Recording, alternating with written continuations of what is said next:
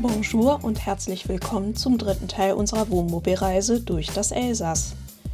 In diesem Teil kommen wir an unsere Grenzen, obwohl wir nur eine Radtour machen. Warum, wieso, weshalb? Bleibt dran und radelt mit uns durchs Elsass. Wir sind hier in Orschwiller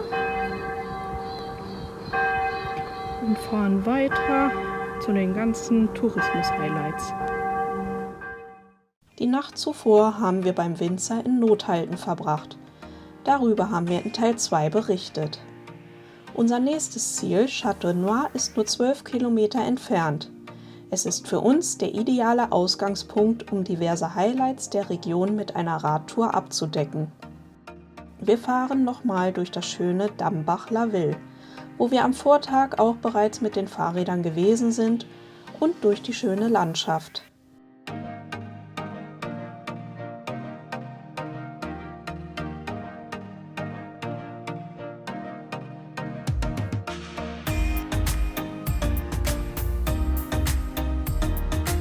In Châteaunois gibt es an der Straße einen kleinen offiziellen, aber kostenlosen Stellplatz für 7 Wohnmobile. Eine Fähr- und Entsorgung ist auch vorhanden und Stromsäulen. Der offizielle Platz ist natürlich schon voll, aber am Ende der Straße beim Fußballplatz wird das Übernachten scheinbar auch geduldet. Wir haben Glück und finden einen Platz für uns.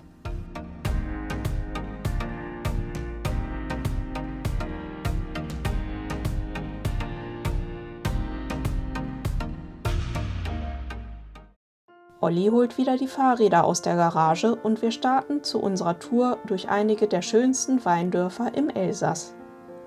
Nur 40 Kilometer fahren wir insgesamt und durchkreuzen dabei Orte wie Ribeauvillé, Ricvier, Hunavier und meine persönlichen Favoriten Saint-Hippolyte und Bergheim. Wer macht bei euch die Reiseplanung? Bei uns bin ich hauptsächlich dafür verantwortlich, aber Olli plant dann vor Ort die Wander- und Fahrradtouren. Naja, auf jeden Fall, worauf ich hinaus will, mit den schönen Erlebnissen der Fahrradtour des Vortages im Gepäck und da ich weiß, wo wir hinfahren und was jetzt alles vor uns liegt, bin ich schon ein wenig aufgeregt. Die Orte waren am Vortag schon alle so wunderschön und trotzdem glaube ich, dass wir das noch toppen können. Gleich nach wenigen Kilometern erreichen wir Kinzheim. Auch hier gibt es einen kostenlosen Parkplatz, aber Campieren ist verboten.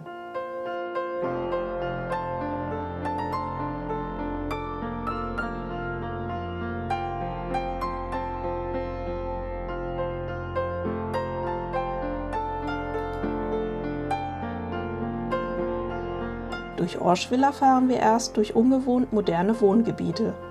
Der Ort ist sehr langgestreckt.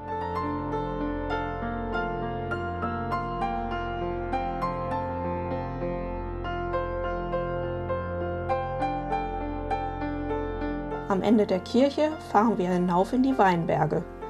Kurz den weiten Blick in die Landschaft genießen und schon geht die wilde Fahrt durch die Weinberge weiter.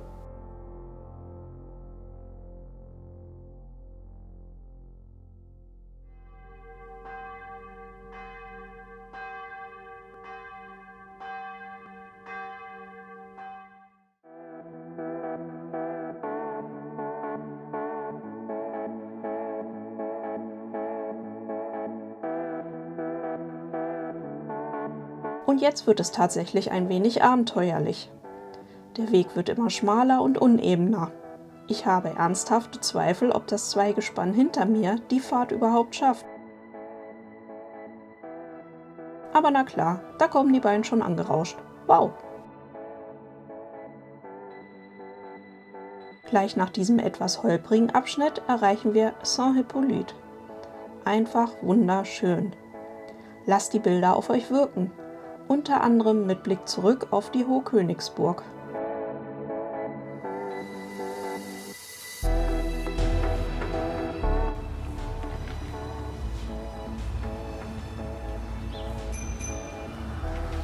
Bonjour.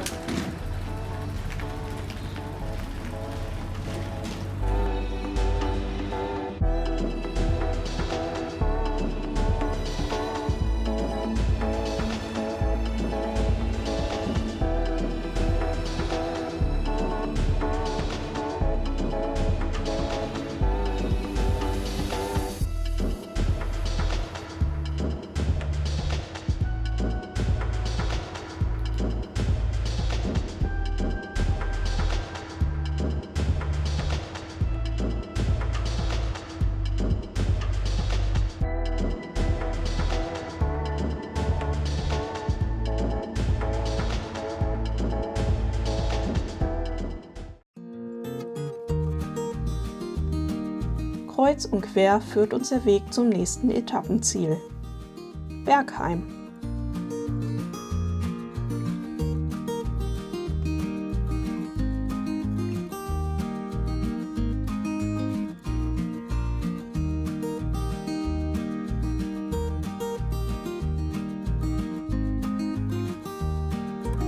Ich kann mich nur wiederholen, die Orte im Elsass sind alle so wunderschön.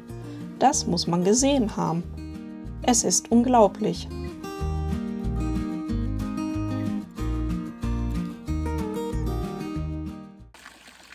Auf dem Platz vorm Rathaus machen wir eine kurze Rast und beobachten das Gewusel um uns herum. Auf dem Rückweg fahren wir nochmal durch dieses Städtchen und auch beim zweiten Mal hat es uns wieder verzaubert. Wir müssen irgendwann mit etwas mehr Zeit wiederkommen, denn ich glaube, es gibt dort noch viel mehr zu sehen, zum Beispiel eine doppelte Stadtmauer mit vielen Türmen. Nur knapp 5 Kilometer weiter befinden wir uns mitten in Ribeauvillé. Am Tourismusbüro von Ribeauvillé deponieren wir unsere Fahrräder und erkunden von hier aus die kleine Stadt zu Fuß, denn es ist zu voll, um die Räder die Grand Rue entlang zu schieben. Rechts und links von uns wunderschöne Fachwerkhäuser aus dem 16. und 17. Jahrhundert.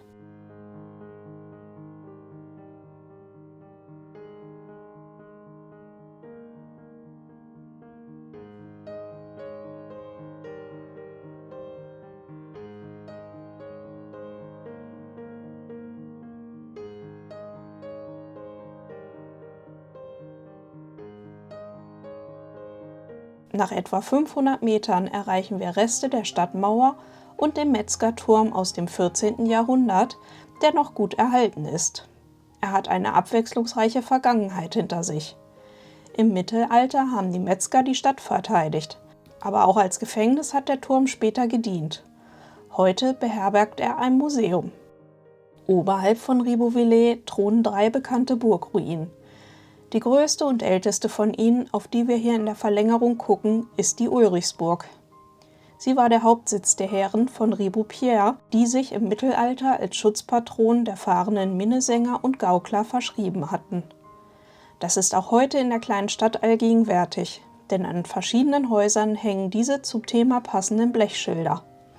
Außerdem findet jedes Jahr Anfang September das große Pfeiferfest statt, bei dem das Mittelalter und mit ihm die Minnesänger, Burgfräuleins und andere mittelalterliche Bewohner wieder Einzug in die Stadt halten.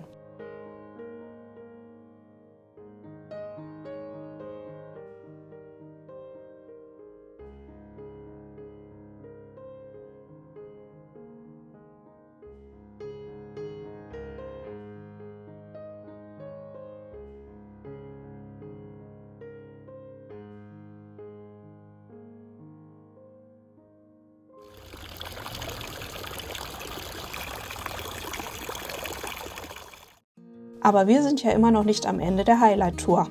Also genau genommen haben wir noch nicht mal die Hälfte geschafft, aber wir haben schon so viel gesehen und sind eigentlich gar nicht mehr aufnahmefähig. So ziehen die folgenden Orte wie Hunavir und Beblenheim fast unbemerkt an uns vorbei.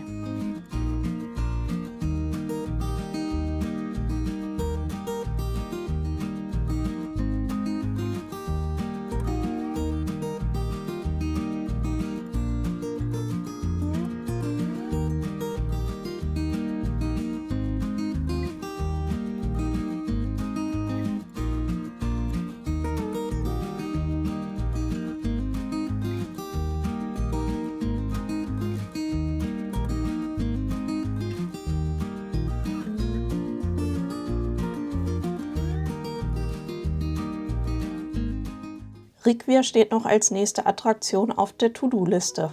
Aber auch hier nehmen wir nicht mehr viel wahr. Wir schieben die Räder quer durch die Altstadt von einem Stadttor zum anderen. Dass es auch hier viel zu sehen gibt, nehmen wir noch wahr, aber mehr nicht. Wir sind nicht mehr fähig für noch mehr Sightseeing.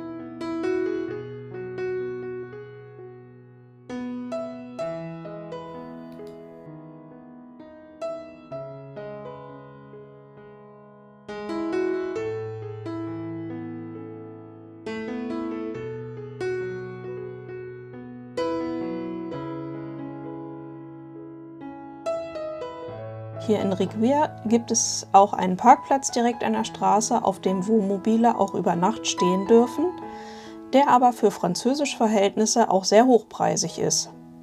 Vielleicht kommen wir trotzdem irgendwann zurück, um uns die Stadt genauer anzuschauen. Der Rückweg zieht sich sehr. Kreuz und quer fahren wir durch die flachen Weinberge, haben eigentlich gar keine Lust mehr und wollen nur noch zurück. Ich kann euch sagen, so schön die Tour auch war, das war eindeutig zu viel für einen einzigen Tag. Das heißt zu viel für den Kopf. Jeder Ort ist wunderschön, es gibt so viel zu sehen und irgendwann ist der Geist überhaupt nicht mehr aufnahmefähig. Aber was will man denn machen, wenn die ganzen Highlights sich geballt auf so kleiner Fläche verteilen? Okay, beim nächsten Mal könnten wir die ganzen Besichtigungstouren vielleicht doch auf mehrere Tage verteilen. Und trotzdem, nach etwas Entspannung auf unserem Parkplatz mit Unterhaltung vom Fußballplatz, insgesamt haben wir, glaube ich, mindestens 4 Mannschaften in aufsteigender Altersklasse trainieren sehen. Auf jeden Fall nach einer Ruhepause sind wir am Abend tatsächlich nochmal ans andere Ortsende losgezogen, denn wir hatten im Vorbeifahren gesehen, dass es auch noch einen alten Ortsteil hinter der Stadtmauer gibt. Sowas zieht uns quasi magisch an. Es ist zwar nur ein kleiner Bereich, aber die kleine Besichtigungstour hat uns auch gut gefallen. Also von uns eine klare Empfehlung für einen Aufenthalt in Châtenois, wenn man nicht viel Luxus benötigt. Am nächsten Morgen ziehen wir wieder weiter, denn noch ist unsere Elsass-Tour immer noch nicht vorbei. Colmar und Egesheim warten noch auf unseren Besuch. Schön, dass du wieder bis hierhin zugeschaut hast. Wir bedanken uns für dein Interesse. Und während wir unsere Fahrt zum nächsten Stopp in Colmar fortsetzen, wäre es super, wenn du uns einen Daumen nach oben gibst und falls noch nicht geschehen, abonniere doch unseren Kanal. Wir sagen lieben Dank und viele Grüße. A bientôt, Kerstin und Olli.